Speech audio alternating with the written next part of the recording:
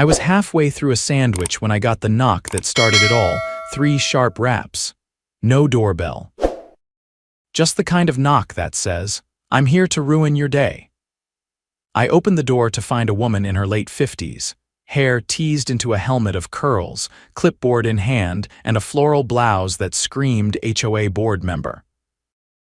"Mr. Bryson Vance," she asked, as if she hadn't been watching me mow my lawn for the past 6 months. "Yeah," she adjusted her oversized sunglasses. "I'm Miranda Teller, president of the Sycamore Trails HOA. We need to talk about your outstanding dues." I blinked. "What dues?" She flipped a page. "You inherited Lot 62 from your uncle, correct?" "Yeah." "Then you owe $50,000 in back HOA fees, accumulated over the last 20 years, plus interest." I choked on my own spit. "I don't live in your HOA." "Well, your land is within our community boundaries. You're subject to our covenants, conditions, and restrictions." She smiled like it was a gift. "You sure?" "Because my uncle never paid a dime to anybody. And I've got the deed." She tapped her pen against the clipboard. "You'll want to settle this quickly, otherwise we'll have no choice but to place a lien on the property." I shut the door in her face. That night, I pulled out the land records my uncle had left in his safe. He was a surveyor by trade, knew land like most people know their own address. The deed was clear, 1 full acre unencumbered outside all HOA jurisdiction, but something caught my eye: the plat map. It showed the HOA's clubhouse, pool, and 4 homes overlapping my uncle's property line by a good 50 yards. I stared at the map, then out the window at the HOA's fancy clubhouse, just on the other side of the fence. They had built their entire community center and part of their neighborhood on land they didn't own. And now they were demanding I pay them $50,000. I made photocopies of everything, then drove down to the county records office the next morning. The clerk verified my deed was clean, and no HOA was ever registered to govern my lot. What's more, the county map still recognized that 1 acre plot as outside all subdivision boundaries. Somehow, the HOA had just expanded around it. By the 3rd day, I got an official-looking envelope in the mail. Certified. Inside, a formal demand letter from the HOA's attorney: pay the $50,000 or they'd file a lien. I went straight to a real estate attorney named Carla Gray, a sharp-tongued woman who used to work for the county's zoning board. She took one glance at the documents and said, "These people are screwed." Carla filed a cease and desist against the HOA and prepared a quiet title action to prove ownership of the land. That's when Miranda came back, this time with 2 board members and a smug little grin. "You've made a mistake," she said. I pointed to the orange flags I'd set up to mark the true boundaries of my acre. 1 flag was planted right in the middle of their HOA pool deck. "No," I said. "You did." "I think you might want to call a surveyor," I said, motioning toward the boundary markers. Miranda didn't even glance at them. She kept her gaze locked on me, like she expected me to fold under pressure. The man beside her, tall, with a stiff jaw and a golf shirt tucked meticulously into his khakis, leaned in. "That clubhouse has been there for 15 years, he said. "You're not going to just change history." I folded my arms. "Then I guess you've been trespassing for 15 years. The 3rd board member, a younger woman with a Bluetooth headset still in her ear, muttered something under her breath and pulled out her phone. Probably texting their attorney or worse, trying to dig for dirt. They left without another word. But by the next morning, someone had ripped all my property flags out of the ground. Carla wasn't surprised. Classic intimidation tactic. "Don't worry, we documented everything. Let them dig their own hole." The quiet title suit moved forward fast because the evidence was ironclad. Carla had pulled archived land surveys, tax records, and even an old zoning proposal from when the HOA was first developed. None of it showed my uncle's acre being included in their territory. But what really put the nail in their coffin were the permits, or rather, the absence of them. The HOA had never filed the proper permits to build the clubhouse or pool. County code required a site inspection and sign-off for any shared-use structures. The paperwork simply didn't exist. Somehow, they'd managed to bypass the system, probably thanks to a now-retired city inspector who'd signed off on everything with a rubber stamp and an eye closed. Carla dropped that little detail into the court filings like a match into a dry field. The county took notice. Fast. 2 days later, a compliance officer showed up at the HOA's clubhouse with a clipboard and a camera.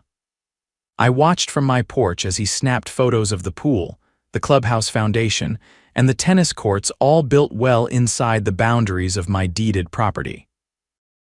The board tried to stop him, of course, but he had a court order, and a sheriff's deputy standing right beside him. That night, I heard shouting across the street. The HOA had called an emergency board meeting in the clubhouse. People were pacing in the parking lot, phones pressed to ears, whispering in tight circles. I didn't need to be there to know they were panicking. The next morning, a new letter arrived. This time, it was an offer of resolution. They wanted to settle the matter amicably by waiving the alleged fees and offering a one-time payment of $8,000 for a perpetual easement to use the land under their clubhouse. I handed it to Carla. "They're admitting fault without saying it," she said. "Too little, too late." She countered with a formal demand: full removal of all structures on the property, back rent for unauthorized use spanning 2 decades, and compensation for legal costs. If they refused, we'd proceed with a full title enforcement action and a lawsuit for trespass. The HOA declined. Predictably, they must have assumed they'd win in court on sheer audacity, but then things got worse for them. The county opened a formal investigation into the HOA's building practices. Turns out, the same inspector who'd let them slide on the clubhouse had also signed off on several homes that extended partway onto my land. 4 of them, to be exact. When the county sent notices to those homeowners, the panic spread like wildfire. Carla and I started getting calls from their personal attorneys asking if we'd consider selling the land under their homes. We didn't respond. Instead, we filed a motion to add those properties to the quiet title action. Meanwhile, the HOA tried to rally the neighborhood. They sent out letters accusing me of trying to destroy the community for personal gain. Someone plastered a flyer on my mailbox with my face photoshopped onto a wrecking ball. I took it down and installed a security camera that same afternoon. That weekend, someone threw eggs at my truck. I filed a police report. The officer who responded was polite, but clearly annoyed that neighborhood drama had escalated to vandalism. "We'll keep an eye out," he said. "But you might want to consider parking in the garage for a while." Carla forwarded the incident to the judge presiding over the case. It didn't help the HOA's image. The court date arrived 3 weeks later. Dressed in a gray suit that hadn't seen daylight since my uncle's funeral, I sat beside Carla while the HOA's attorney, a man who looked like he'd rather be anywhere else, fumbled through his opening statements. He argued that the HOA had operated in good faith, that the structures were long established, and that removing them would cause irreparable harm to the community. Carla stood up and handed the judge a stack of oversized maps, survey reports, and photographs. Then she spoke calm, precise, and devastating. "We are not here to discuss community aesthetics. We are here to establish the rightful ownership of land. My client's property rights have been violated for over 20 years. The HOA built illegally. They collected dues off property they didn't own. And they attempted to extort my client with false claims of jurisdiction." Then she handed over the kicker, a notarized statement from the retired inspector, who confessed to being pressured by the original HOA board to fast-track approvals without proper land verification. The judge's face didn't move much, but his eyes narrowed. By the second day of the hearing, the HOA's attorney stopped objecting. He just sat there, flipping through documents like he was trying to find an escape hatch. The judge ruled 2 days later. The HOA had no legal claim to any portion of my land. They were ordered to remove all structures built within my boundaries within 6 months.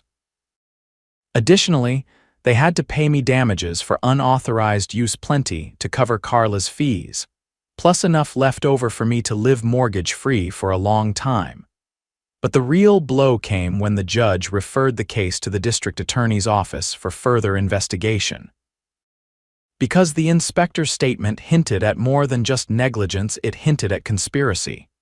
The DA launched a probe into the HOA's founding board members, and within weeks, subpoenas were flying. Property values in Sycamore Trails began to slide. Residents turned on the board. Some even came over to apologize, including one of the homeowners whose property now straddled the boundary line. "I never knew," he said, shaking his head. "We trusted them." I nodded. So did everyone. He offered to buy the strip of land his back porch sat on. I told him to wait until the dust settled, because something told me the real reckoning was just beginning. The morning after the ruling, I stood on my porch with a mug of coffee and watched as a pair of surveyors, hired by the county, began marking off the sections of land the HOA now officially had no right to use. They worked in silence, placing small neon flags around the clubhouse, the tennis courts, and the rear patios of the 4 homes that extended onto my property. One of them nodded at me on his way back to the truck. "You planning to bulldoze it all?" he asked. I raised the mug. "Not yet." The truth was, I didn't know what I was going to do. Carla had warned me that things would get messy before they got better, and she wasn't wrong.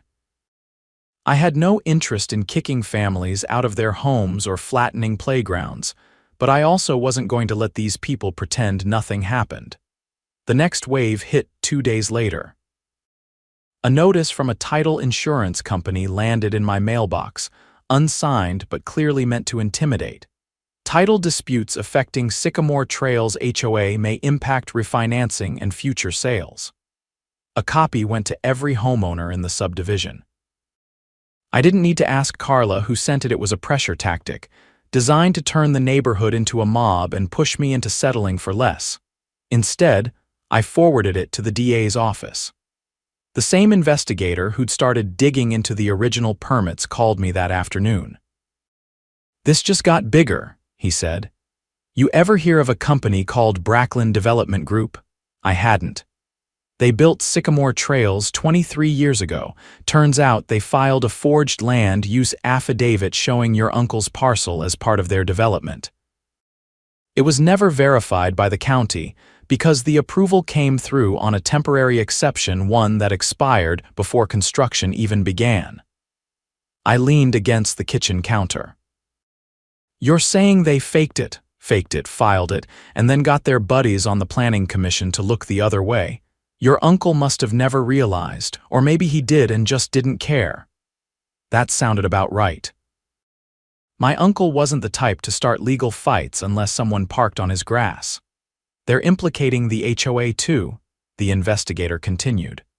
"Board members from the early years signed off on documents they had no authority to execute. Some of those signatures might be forged, and at least one notary's stamp was invalid." I let out a low whistle. "So this isn't just a civil issue anymore. It's criminal," he said. "And it's going to get loud." By the end of the week, subpoenas were delivered to 5 former board members and 2 employees of Brackland Development. One of them still lived in Sycamore Trails, in a house with a 3-car garage and a brand new luxury SUV parked out front.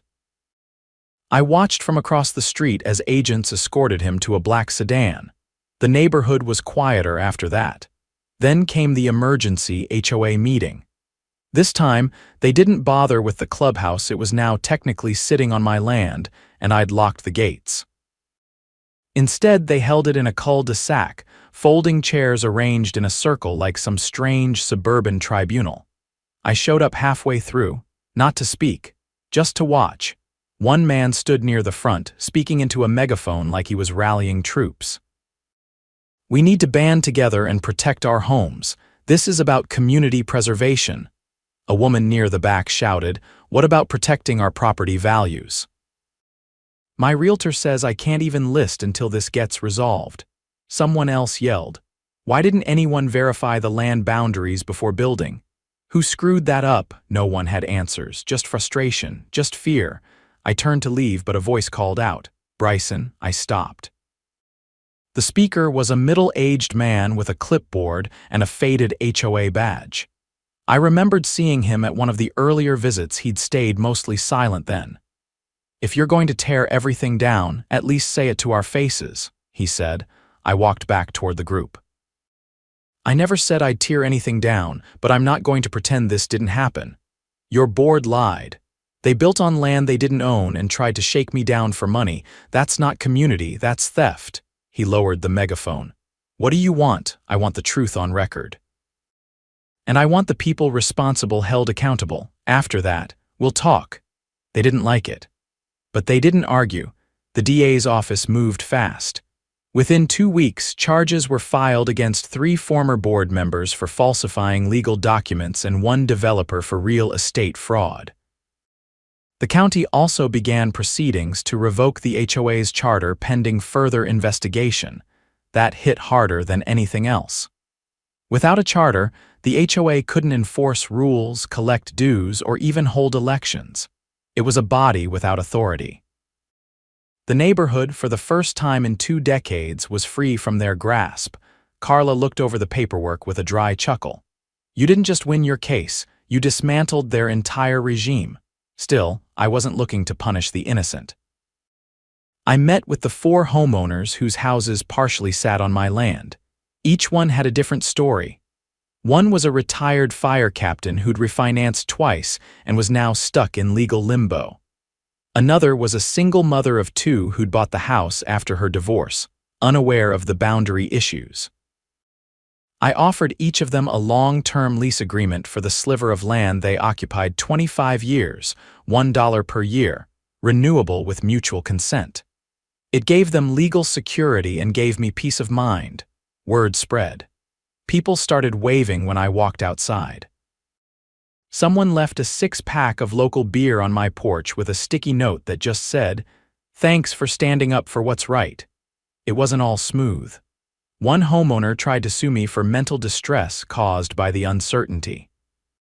The case was tossed out in a week, but it reminded me how shaken people still were. I didn't blame them. They'd been lied to for years. A month after the charter was suspended, the county sent in a team to assess the clubhouse and pool for potential demolition. But before anything could happen, a group of residents approached me with a proposal. "Let us buy that section of the land from you," said the new acting president, a woman named Erica who'd never served under the previous board. "We'll form a community trust, run it ourselves. No HOA. No power games." It was a good offer. Fair market value, no strings, and they'd be responsible for restoring the structures to code. I thought about it for a few days, then agreed. The sale went through at the end of the quarter. I used the proceeds to renovate the house, my uncle's old place, turning the detached garage into a woodworking shop, something he'd always wanted to do but never got around to. The neighborhood slowly shed its old skin. The signs came down. The threats stopped. People talked at block parties instead of board meetings, and the clubhouse, it stayed. But now it had a new name, Sycamore Commons, open to everyone, run by volunteers, free to use. Carla visited one afternoon to drop off the final closing documents. She looked around at the quiet street, the kids playing near the corner, the neighbors chatting by their mailboxes. "You turned the whole place inside out," she said, "without bulldozing a single thing." I handed her a lemonade. "Just had to put the land back where it belonged," she laughed. "And remind everyone who it belonged to in the first place." I didn't need a plaque or a street named after me. I just wanted the truth to matter. And now, on this one little acre surrounded by the mess others made, it finally did. The first signs of real change weren't quiet, not this time. It started when a white van with the county seal pulled up to the old HOA office. 4 people in plain clothes stepped out, each with a canvas evidence bag and a clipboard. They didn't knock. They presented a warrant and walked straight in. When one of them emerged holding a dusty filing cabinet drawer in both hands, The few early dog walkers nearby stopped and stared. I was already outside, working on the bench in my new workshop when they arrived. I didn't need to ask what they were after. Carla had warned me this might happen once the DA's office turned over the financials to the state auditor. 2 hours later, a second van pulled up, this one unmarked, with a tall man in a navy suit stepping out. He walked with the purpose of someone on a tight clock. His name was Vince Darden, an assistant attorney general. Carla had told me he specialized in municipal corruption cases. The kind where HOA boards thought they were untouchable. This wasn't just about land anymore. I watched from behind the garage as they loaded boxes of financial records, receipts, flash drives, and even a desktop computer tower into the van. 2 board members stood nearby, one shaking his head, the other biting his thumbnail like it might stop the inevitable. Darden approached me after the team wrapped up. "Mr. Vance," he said, extending a hand. His grip was firm but not aggressive. "Thanks for making time." "I didn't," I said, "but I'm not stopping you either," he chuckled once. "Fair. We're looking into how this HOA processed dues, fines, and special assessments over the last 16 years. Preliminary findings suggest multiple counts of embezzlement, misappropriation of funds, and false tax filings. You think it's just the board?" He shook his head. "No. We think it started with the developer. The board just learned how to keep the machine running." I didn't ask what he meant. I wouldn't have to wait long to find out. By the following Thursday, it hit the local news, not the tabloids, the real outlets. A joint statement from the Attorney General's office and the state auditor confirmed that Sycamore Trails HOA had failed to report over $200,000 in collected fees. Roughly 70% of that had been transferred to personal accounts belonging to former board presidents and their relatives. At least one former secretary had used HOA funds to pay off a mortgage on a vacation home 3 states over. The broadcast aired at 6. By 7, 3 homes had for sale signs hammered into their front lawns. A week later, the state filed criminal charges against 6 individuals. 3 former board members, the original developer's son who had inherited the company, a former HOA accountant, and a private contractor who'd received over $50,000 in maintenance contracts for work that was never performed. Surveillance footage from the clubhouse's own security system showed him sunbathing by the pool on the days he was working. I didn't celebrate, not because I wasn't satisfied, but because I knew what came next. Panic. People who had paid dues religiously, many of whom had voted for those board members, were now faced with the realization that their money had disappeared. Some had refinanced their homes to pay off fines that weren't even legal to begin with. One neighbor, a father of 4, came by that evening, his hands buried in his hoodie pockets. "I don't know what to tell my wife," he said. "We paid $1,500 in landscaping violations last year. The grass was just long because we were out with a sick kid." "You tell her the truth," I told him. "You got conned, so did most of the neighborhood," he nodded slowly. "You think they'll get their money back eventually." But not from the HOA. A restitution fund was set up by the state 2 weeks later, seeded with seized assets from the indicted parties. The vacation home was sold. Cars were impounded. One of the ex-board members pleaded guilty in exchange for a reduced sentence and turned over a private bank account containing nearly $80,000. The HOA, as a legal entity, was dead. The county voted to formally dissolve it. The neighborhood would be reclassified as an unincorporated residential area, with governance reverting to county ordinances. It meant fewer restrictions, but also fewer services. Residents would now have to coordinate garbage pickup and street maintenance themselves. Some worried it would lead to chaos, but it didn't. Erica, the woman who'd helped broker the land purchase for the community trust, stepped up unofficially. A few others joined her. They weren't a board. They didn't write rules. They just coordinated volunteers and made sure things ran smoothly. They posted meeting times on the community bulletin outside the old clubhouse, now repurposed as a shared gathering space and library.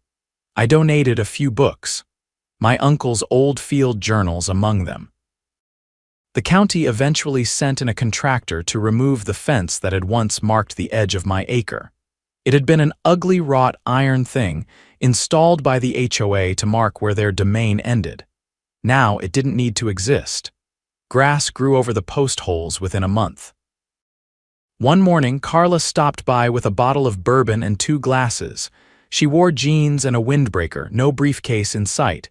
"You've got a knack for turning chaos into something useful," she said, settling into the porch chair. "I didn't do it alone." "No," she said. "But you didn't flinch either." We clinked glasses. The bourbon was smooth and sharp. "I got a call from a reporter in Raleigh," she added. "They're doing a piece on predatory HOAs. Yours is going to be the centerpiece." I raised an eyebrow. "I'm not talking to a camera." "They don't want you to. They want your documents, the ones your uncle left, the ones that proved everything." I thought about it for a second, then nodded. "They can have copies." She leaned back, satisfied. "Might stop the next HOA from trying something like this." 3 months passed. The neighborhood stabilized. Kids played in the street again. I hosted a barbecue in the fall, nothing fancy, just burgers and music. A dozen families showed up, some still cautious, others grateful. No one brought up the past. They didn't have to. Darden called one last time before closing the investigation. "We're filing final sentencing recommendations next week," he said. 3 of them are taking plea deals, the others are going to trial. "Think it'll stick?" "It'll stick," he said. "This wasn't just fraud, it was structural abuse. They built a system designed to intimidate and extract. And they got caught." I thanked him and hung up. That night, I walked the perimeter of the property. No flags, no signs, no fences, just grass and gravel, the air cool and quiet. I stopped near the back, where the pool lights used to cast a glow along the edge of the trees. Now it was just a dark stretch of lawn. I didn't need lights anymore. This land had been claimed once by paper and threat. Now it stood on truth. And that was enough. The county sent the final paperwork in December. Title confirmed. Boundary lines recorded. All disputes resolved. I filed it in the wooden cabinet beside my workbench, locked it with a key, and turned off the light behind me.